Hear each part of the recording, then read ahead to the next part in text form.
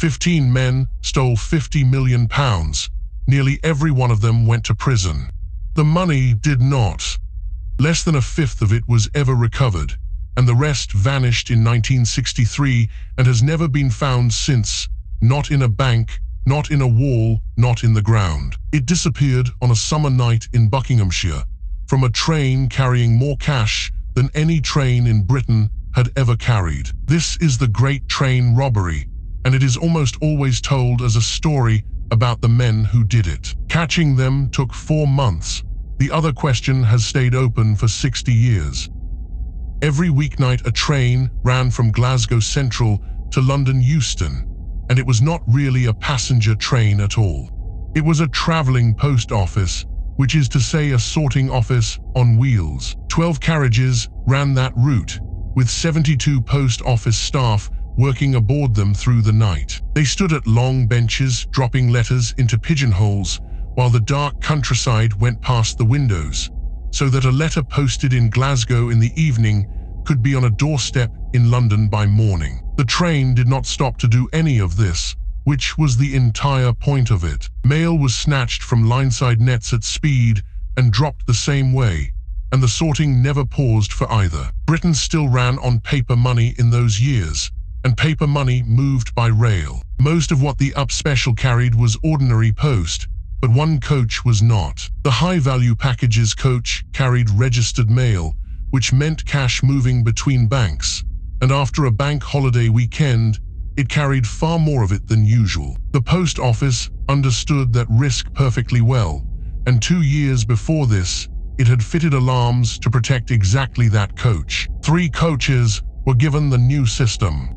On the night this story turns on, not one of those 3 was on the train. The high-value load was riding in a spare instead, an unalarmed reserve coach, second in line behind the engine. It left Glasgow at 10 to 7 that evening. 120 mailbags were aboard, holding 636 packages. Almost all of it was used £1 and £5 notes, which is worth holding on to because it decides how this ends. Just after 3 in the morning, the train came round a curve near Leighton Buzzard and found a signal standing against it. The green lamp had been covered with a glove, while the red one below it was being powered by a battery someone had wired in by hand. That is the whole of the technology.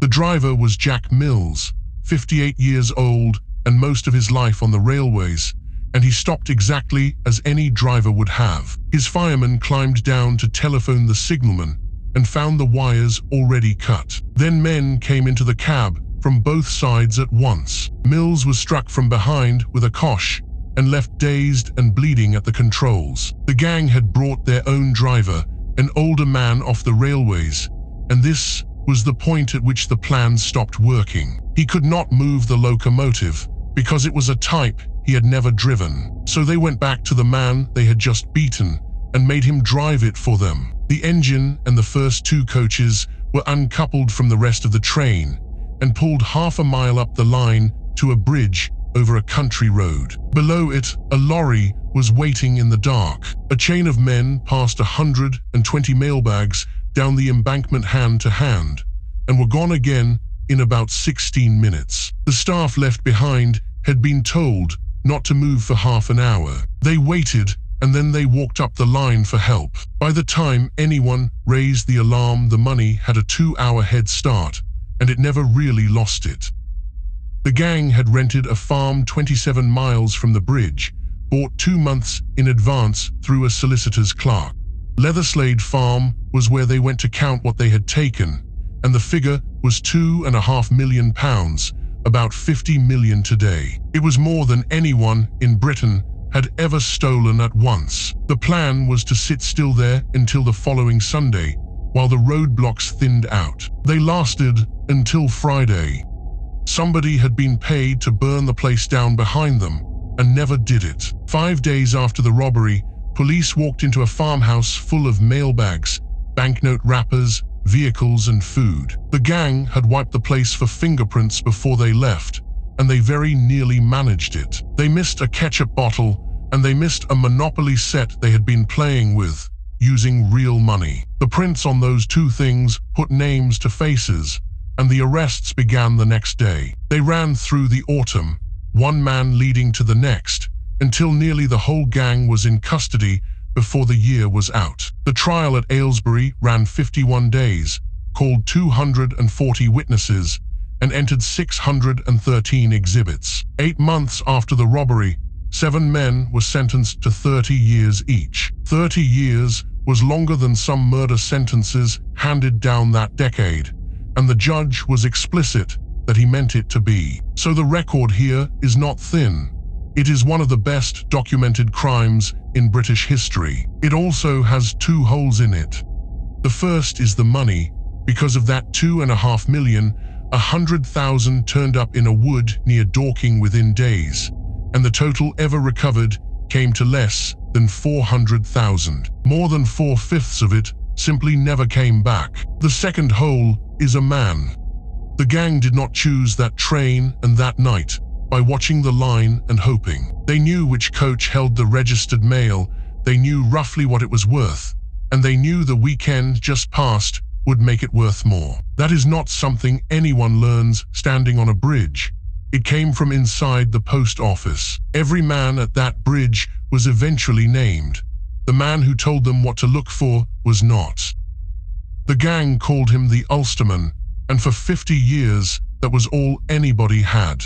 The simplest answer is that he was just what he seemed, a post office man. What the gang knew was practical coach order, load values, which nights carried what, and it lived inside the post office because it had to. Somebody with a clipboard and a grievance could have carried every bit of it out in his head. The doubt is that no such man was ever charged, and the hunt that followed was not a quiet one. 50 years later, a television film finally gave him a name. Gordon Goody, by then in his 80s and living in Spain, said the man had been called Patrick McKenna, a 43-year-old postal worker from Belfast who was living in Salford. Goody said he had once seen the name written inside a spectacles case, and that the two of them had met 4 times that year. This is the theory at its strongest, and it is strong. A professional tracer working from public records and family photographs found a real Patrick McKenna, and Goody identified his face. The doubt is what his life looked like afterwards, because he had no police record before or after it, and he died poor. His family, told about it on camera, were flabbergasted and said that if he ever had a share, he either gave it to the church or had it taken from him. A man who risks 30 years for a fortune and then lives without it is not impossible.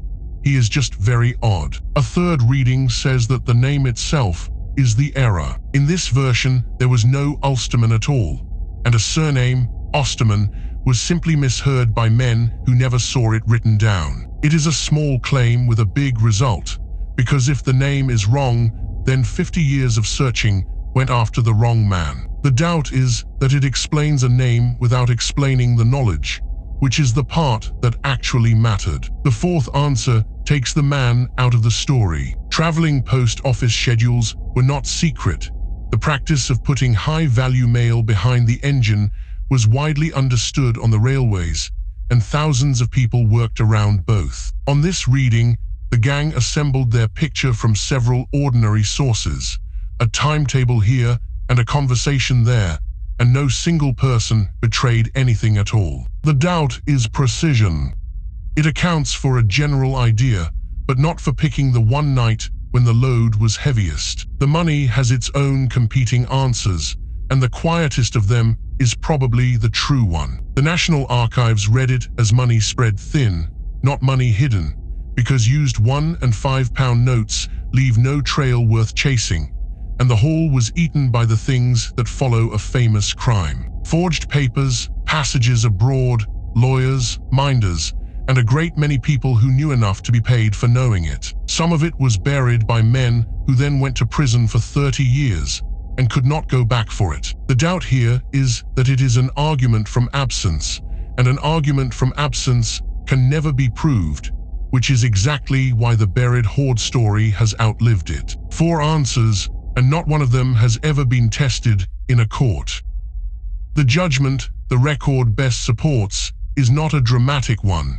According to the National Archives, reading their own files, the money was not hidden anywhere, it was spent. And on their reading, the insider was real, probably ordinary, and protected by the one thing the police could never get past. The men who could have named him had 30 years each to lose by doing it, and most of them served the time instead. Goody himself only spoke when he was 84, living abroad and comfortably beyond reach. That is a thesis rather than a finding, and it is worth being clear about which is which. What is actually known is smaller.